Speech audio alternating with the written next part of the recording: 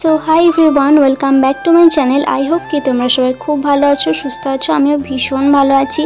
আজকে মাম্মাম আমার সঙ্গে উঠেছে সকাল সকাল, সে কারণে একটু ব্রেকফাস্ট করার পর ঘুমিয়ে গেছে, যার কারণে আমার একটু কাজের সুবিধাই হয়েছে বলতে পারো।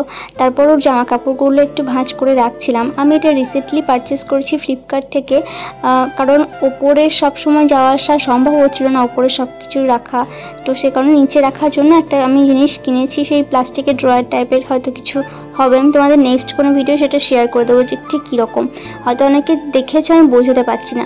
তো তারপর আমি একটু স্নান সেরে নিয়েছি, আর মাম্মাম যেহেতু আজকে ঘুমিয়ে পড়েছে সে কারণে আমাকে স্নান করার সময় ওকে কাউকে ধরতে হয়নি, সেটা একদিক থেকে আমার ভালো।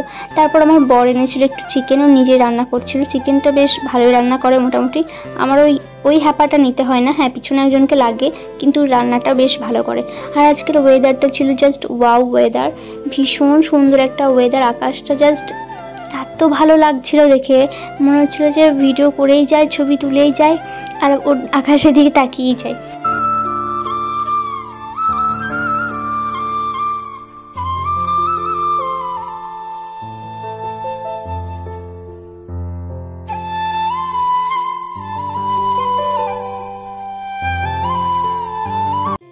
আর এই হচ্ছে মাম্মামের নতুন সঙ্গী, ওকে পেয়ে মাম্মাম তো খুব ব্যস্ত সারাদিন।